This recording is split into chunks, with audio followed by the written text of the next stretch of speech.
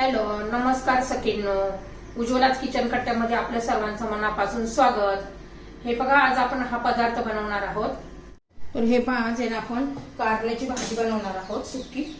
त्यासाठी मी कारली स्वच्छ धुवून अशी त्याच्यात फोडी करून त्याला मीठ वगैरे लावून अर्धा तास ठेवलं होतं. आता त्याचं मी असं पाणी पिळून काढून घेते आणि ते आलं लसणाची पेस्ट आणि कोथिंबीर. आता मी कारल्याचं पाणी काढून घेते, कारण मीठ घातल्यामुळे काय झालंय, कारल्याला पाणी सुटतं, म्हणजे कडवटपणा कमी होतं. ते पाणी आपण पिळून घेऊया. तर हे पाणी ना कारल्यातलं पाणी काढून घेतलेलं आहे. आता कढई गरम करण्यासाठी ठेवली आहे. आता त्याच्यामध्ये आपण तेल घालून घेऊया.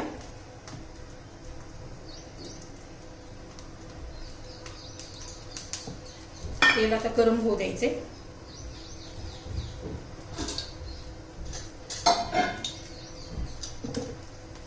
तेल गरम झालं का मोहरी आणि जिरं घालायचे. छान असं तडतडू द्यायचे आपल्याला. मस्त अशी जिरी मोहरी तडतडायला लागलेली आहे. हे पहा, तडतड आवाज येतोय. आता आलं लसूण पेस्ट घालायचे.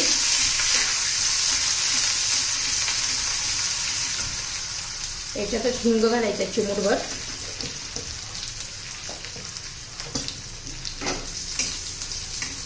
लसणाचा जरा कलर बदलू द्यायचा आहे. ह्या पद्धतीने तुम्ही नक्की एकदा कारलं करून बघा. कडू पण होत नाही आणि एकदम टेस्टी लागतं. भाकरी बरोबर खाऊ शकता, चपाती बरोबर खाऊ शकता, गरम भाताबरोबर तोंडी लावू शकता. आता याच्यात 1 चमचा धना पावडर घालते. 1 चमचा कांदा लसूण मसाला घालायचा आहे.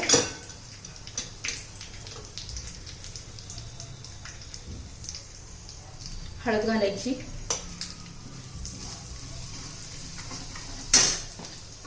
चवीनुसार मीठ घालून घ्यायचे.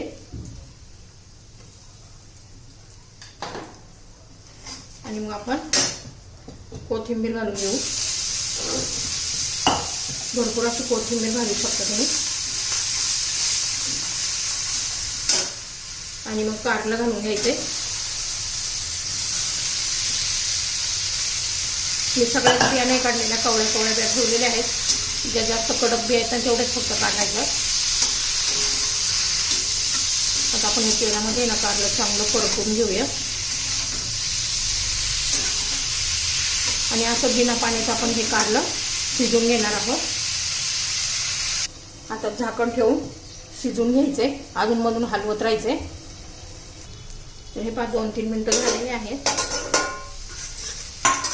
आता त्याच्यावर जरासं मोठाचं शेंगदाण्याचं कूट घालायचं.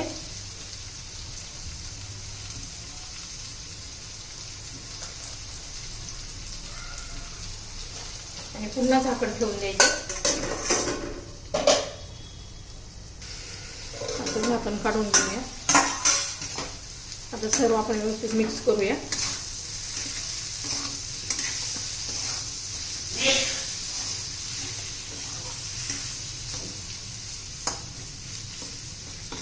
अजून 1-2 मिनिटं शिजून देऊया.